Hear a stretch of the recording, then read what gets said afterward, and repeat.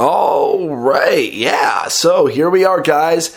It's another Friday. It's another new episode of the Creative Process. Woo! And as you hopefully are aware, there is no theme song. This is the start of the podcast. I'm your host, Mark Levy, and here's our co-host, Kristen Keim. I will never ever get your name right. I hate that so much. I always will hesitate. It's 4 letters. I know, but no one ever gets it right. Yeah. That's the funny thing. Well, mine too. Also. Yeah, we had this conversation. Yeah, like how Levy. Yeah.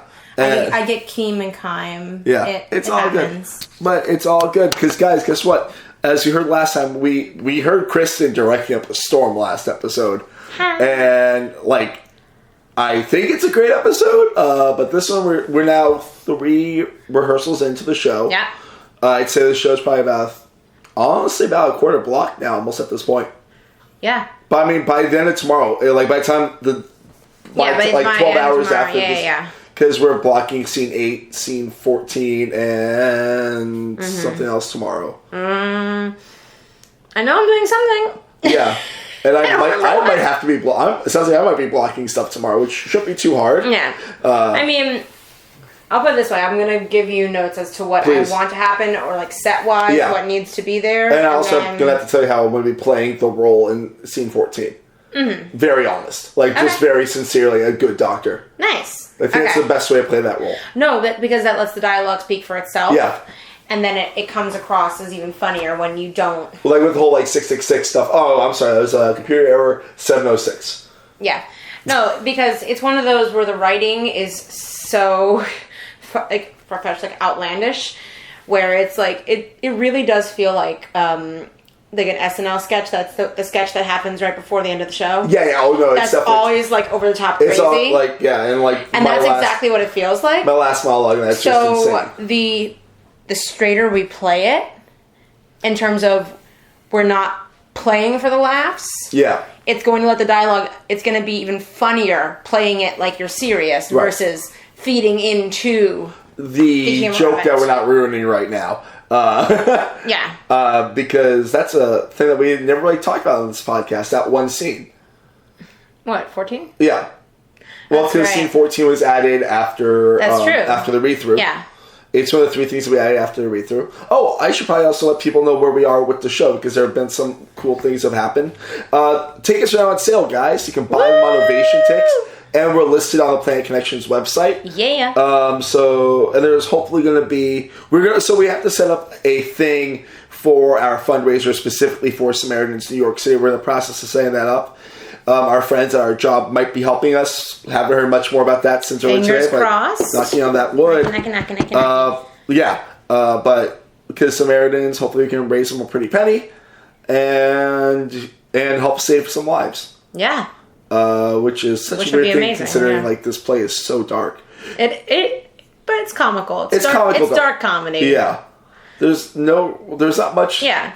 I was talking with 2 of our actresses yesterday when we were in rehearsal, and one of them was like, I don't know if this is more SNL. This feels more like Mad TV. It is darker than SNL, yeah. It's darker than SNL. I mean, and Mad TV has recurring characters a lot, which SNL does too. Yeah. But Mad TV is really scenes back. They're more back to back to back to back to back. Right. No stop. Every week there's a Miss Swan. Every week there's a Stewart. Exactly. And there's one character that appears 3 times, and there's 2 characters that appear. There's a couple characters that appear twice. Yeah. There's 2 characters that appear twice in scenes back to back, basically. Yeah. Basically. Well, they are back to back scenes. Well, yeah, because Bertha appears twice. Right. Back to back. But there's a lot of weird things. And the weird thing is, I'm not even thinking this is a sketch comedy play. No. It's its own little entity. It's really fun, though. And I think my favorite that we've discovered in the last week of rehearsals is the fact that this is the Muppet Show, but very R and very, very R. Well, that's why I feel like it's Muppet combined with Mad TV. Yeah. Literally anything can happen. The Muppets on Mad TV. Yeah. And our cast is so goddamn funny. They are. I was literally curled up in a ball. I don't know if we can explain this on the podcast yet. Yeah, please explain. So Mark coined a term called Kristen balling, or I pull into a Kristen ball. It's something when I'm directing or watching a show That happens when I get really happy with what's going on, or I'm laughing a lot, and I'm just really, like, very happy with what's happening on stage. I literally if I'm sitting in a chair, I pull my feet up and, like, pull my feet into the chair. If I'm sitting on the ground, I kind of end up on my side sometimes. Yeah. But, like, pull my feet in. If I'm standing up against a wall, I will literally slide down the wall into a ball. It's literally her turning to a fetal position. Yeah, I go into a fetal position because I am that happy. So it's become, like, a compliment if I do this in rehearsal. Let's just say last night I was in constant Kristen ball. I really wish I was there. I'm like, so, because, like, honestly, like, so last night, since no one else, since probably most of our listeners were not there, we finally got our first rehearsal with Amber and Julia. And they work so well together. And they play off each other so well. They have, like, 6 pages to play, just them. Yes. And that's all. I'm very proud of that. Yeah. And the thing is, a lot of these scenes are so short that it's not a huge amount of, like, what I call playing Tetris, where when you're blocking a scene and you've got, like, 7, 8 people in a scene, figuring out where they stand, when they move. I call it playing Tetris. Right. To figure out the correct pattern so that everyone's seen and no one's being blocked, and it's not, like, the stage isn't, like, too many people on one side, or too symmetrical, or too asymmetrical. So, with this play in general, I've been playing Tetris, but with where every scene happens, because the space we're working in, Latea, is a very wide space. And also pretty deep, too. It is pretty deep, but it's very wide with the amount of audience. Yeah. So I'm really playing about doing stuff upstage versus downstage, stage right versus stage left. If I want to do something, because it's such a wide space and some of these scenes can be very intimate, like playing, when we get into space, playing with spotlights. Yeah. And spotlighting a lot of this stuff, because this show could be done in a space half that size. Oh, it was rated for that. It was written for, like, a smaller space. But we have this huge space, so I want to be able to use it, but not have the show lose its intimacy. Yeah, which is part of the reason why you're probably, like, putting things closer to the downstage side. It's because, I mean, comedy, you want to be closer instead of feeling far away. Yeah. And no, that's definitely a thing. Like, the train scenes are the fun ones because I get to use both upstage and downstage in the same scene. Are you using that also in the third train scene? Mm-hmm. Oh, wow. Yeah. I mean, well, yeah, the first train... Are there only 2? Because technically, I like to consider one... The part A, part B is the first one, yeah. So the way I have it is the train is upstage, and then the platform is downstage. So the way I'm doing the second train scene is I'm using the exact same setup upstage, because it shortens it. So if it's gonna be talking with Adam, our tech guru, and with the space to see if I can, like, just light upstage and just light downstage. I feel like that there is the ability to do that usually. Usually the harder thing is lighting just stage right or just stage left. Well, what we'll do is, because I know we don't have Adam this week. Mm-hmm. Since he's a very in-demand stage manager. And I know, I'm probably going to be pulling him to do other things for me after this. We can get him to email Jenna from Plan Connections to find out if that will be a possibility. When you guys went to view the space, did they give any tech specs out? Not really. They're not going to have that for a few days before the show. Like, before, like, tech. So. Okay. Is it, so it's a light plot for... It's going to be a standardized light plot, right? There'll be one light that we can actually change. Okay. Like a special. A special, nice. But, that's the one that moves, right? Oh, no, I don't know about it. Is that one that... Because if you're going to be changing a special for every show, I feel like... Well, yeah, the special, they will adjust, like, where you want it to be. Okay, cool. But, and that has to be changed back, whatever. Back to one after the show. But... That makes sense. We don't necessarily use it, but that's But we should get him to email her to see if that will be a possibility of upstage and downstage only. Yeah, which I feel like it should be. Or spotlights. Spots down right, down left, mid center. Yeah. One of the things I'm having so much fun though about like watching this, feeling it all like out, is like how playful we're letting people be and how playful we're letting ourselves be. And that's actually a conversation I had with Julia and Amber last night. Yeah. because, and I've said this before, there's the problem of this show could get over rehearsed. Yes. Some shows you want to rehearse till the cows come home. You want it exact. And like if you're doing like stage combat, doing a lot of physical stuff, you want that to be extremely rehearsed. This show, it lends itself very well to being in the moment. I think because you come from an improv background, you write. So we were talking about this with the girls last night. Like the way that you write for there to be multiple possibilities of things, the way that things can be said. Like you give the actors a lot of freedom to make choices. Which, as an actor myself, it's fucking awesome. Well, yeah, it is. There's like, because like I've gone on so many auditions where like you're reading from the script and the director's like, okay, do it this way, do it that way, and sometimes you're reading a script and I'm like, I can only feel like it's done that way. But with this, there's so many different variations you could pull on this. And the funny thing is, like in that scene, for Julia's character, for like last night, like that character has to be played in a very specific way. Yeah. Same thing, the one I'll be blocking out tomorrow for her in scene 14. But like, yeah, I mean, it's like it's a rushed thing, but how, and as an actor, you perceive that can be done so many different ways. I'm really excited to see how, like, 'cause I was so mad to miss to like. I was looking forward so much to today's rehearsal. Julia's pee dances are quite nice. The phrase Julia's pee dances are quite nice. Yeah. Yeah, you're not, listeners, you are not going to understand that phrase yet. It's okay. Come see us. We open June 16th at 7 p.m. There you go, and you will understand us. Yeah. And then come to all 5 shows after that, because that'd be great. We'll love, I mean, it's comedy. It's very loose comedy. But it doesn't feel loose, though. It doesn't. It's very well structured, and that's the thing I need to, like, preface on this. I think it's more the over-rehearsing part is that I don't want them to get too comfortable with everything, because then the actors are going to fall into patterns. Yeah. And then it's going to lose the spontaneity that it has within the writing for the humor to come out. So I think I've been working things into scenes when I've been working with actors where it's like, take your time on that. Add a pause here. However long you want to make it that night, go for it.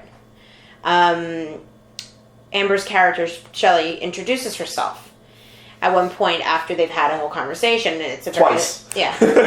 And it's like a very, just like it completely shifts the scene and becomes a whole new, like, thought bubble idea.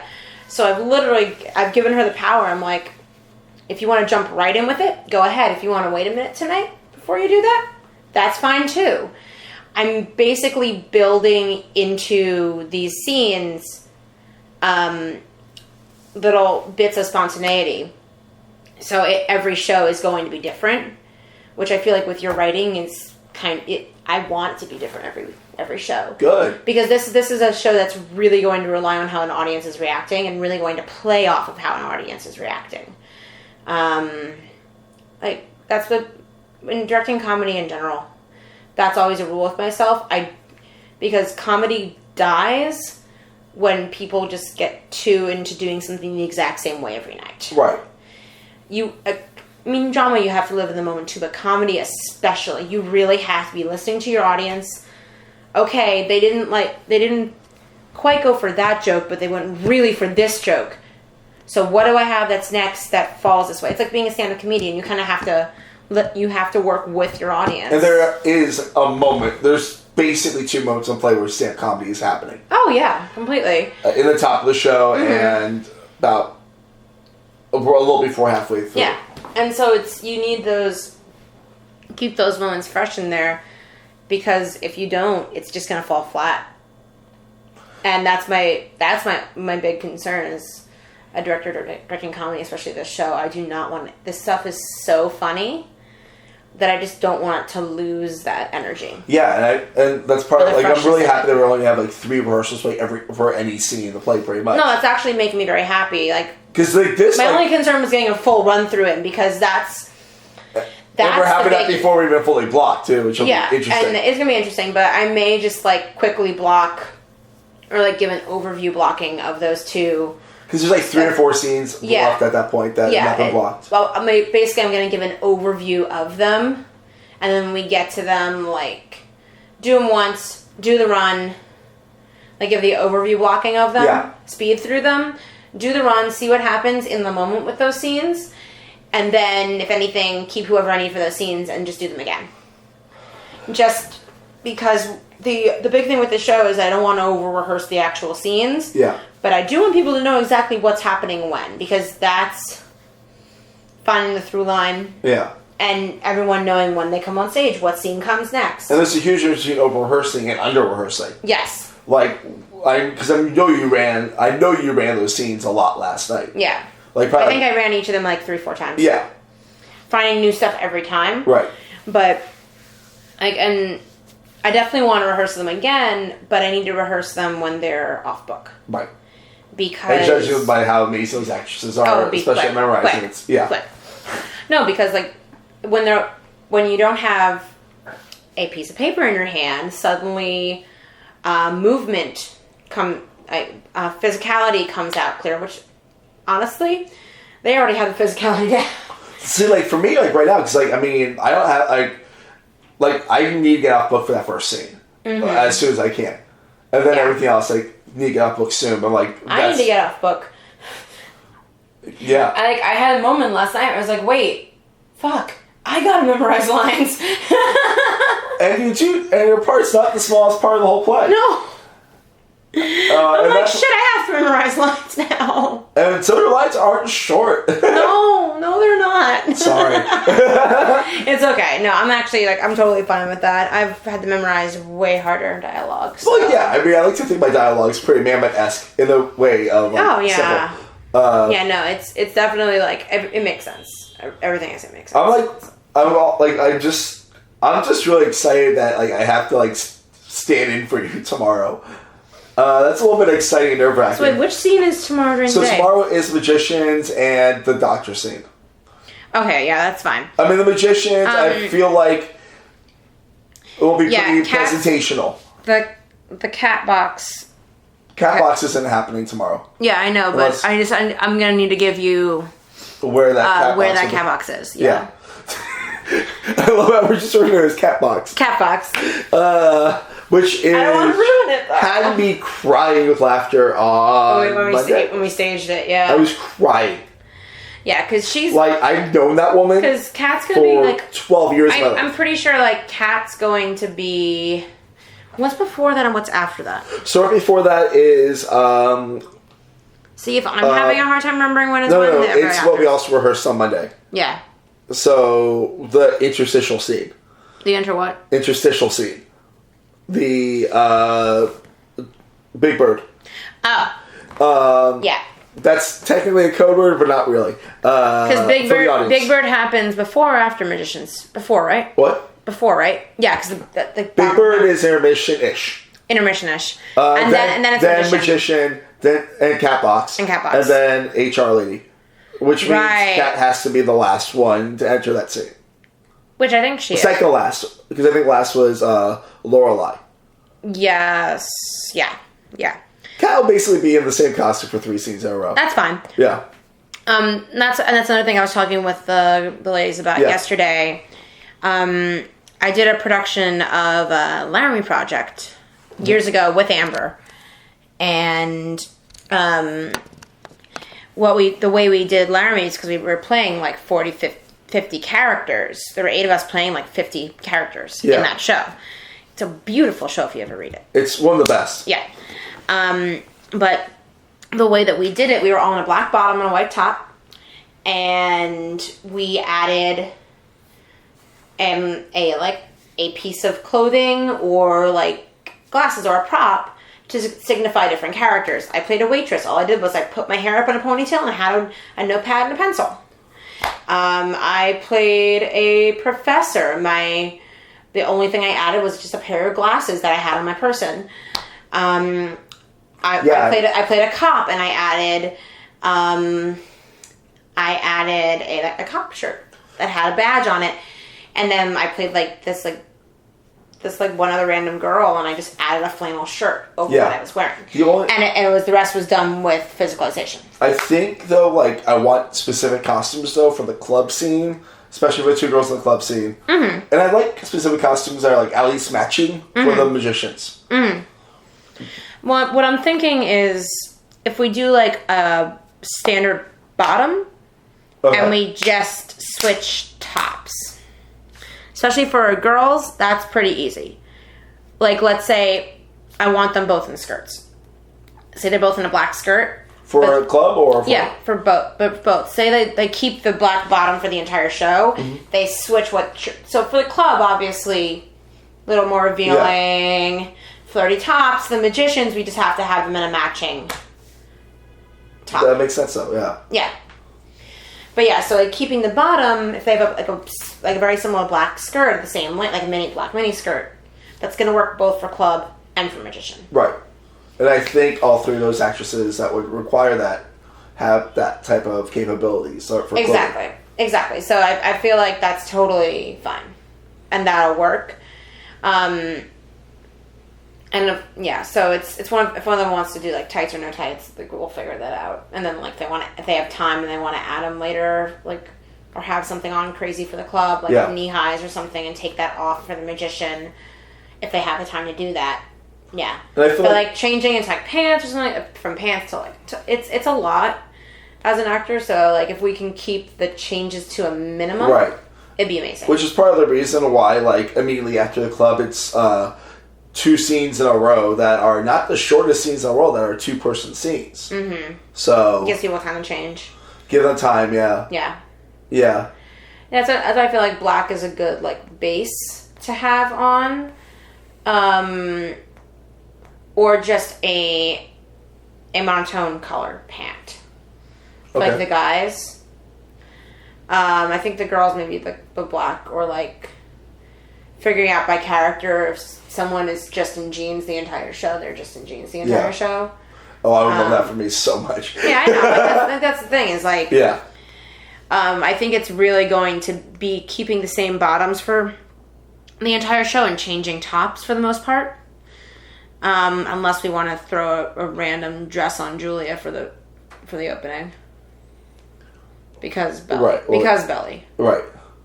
That makes sense to me. Yeah. Yeah, we gotta figure out how we're gonna do that too, but we're gonna do that on the air. I know how to figure that out. Good.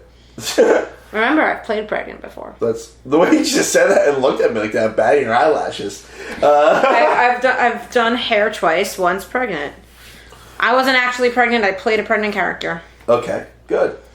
So we had a pregnancy belly for that, but I know how to do that. And also, we have to figure out how to hide the reveal. The reveal at the end of the pregnancy. Mm.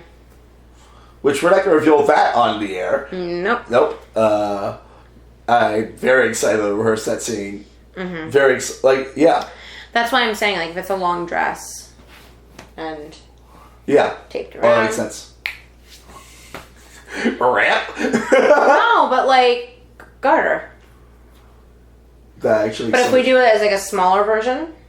Yeah. Like a paperback you would buy in like the stores. Oh, that'd be interesting. Yeah. We'll figure that out. Yeah. Maybe. That works. That's my phone ringing? What is ringing? My phone just rang. I just got a random phone call from someone I haven't talked to in years. Oh, well. Well, not years. Whoopsies. We'll figure that out later. But yeah, okay, so let me think. Anything else we should take care of while we're on the air? I don't know. I mean, like, I feel like it's so weird considering how stressed out we both came off. Mm-hmm. And, like, as human beings and for, like 3 episodes. I feel like we both needed to get into the rehearsal process to realize, okay, we've actually got this. This is totally fine. This is going to be awesome. I mean, as long as people know what comes next, we're good. I mean, and like I think like when I was casting the show, like asking people to be in it, I was like, okay, who are people that are like not going to be thrown for something weird, who are going to be easy to work with, and nice, yeah, and able to bring their A game, like with minimal stuff, you know. I know that's definitely a thing. So I think we have a really strong group on this. I'm very, very excited, and like it's just so weird that we are sitting we're 20 days from opening night now. Mm-hmm. Oh boy. Mm-hmm. This is exciting. It's always so scary for me, like when I'm getting ready to open a play that I wrote. Like it doesn't happen too often. Mm-hmm. I think this is like my 7th or 8th thing I've ever done. Mm-hmm. Only like the second. This is like probably the longest play I've ever had of mine produced. Like all mine was like an hour. This is probably about 70 minutes. I'm assuming. Mm-hmm. Well, we'll see once we get it into running. Yeah. But also, I feel like we're gonna add like 20 minutes just with laughter. Oh God. You're scaring me that we're going to go overtime. No, we're not. No. I feel like that factors into the 70. Okay, cool. Good. I mean, because our slot's 75 minutes. And we're fine. Yeah. I mean, that's probably some of the things I added aren't that long. I mean, the scene 14 is a little bit long, but I mean... Scene 14, HR...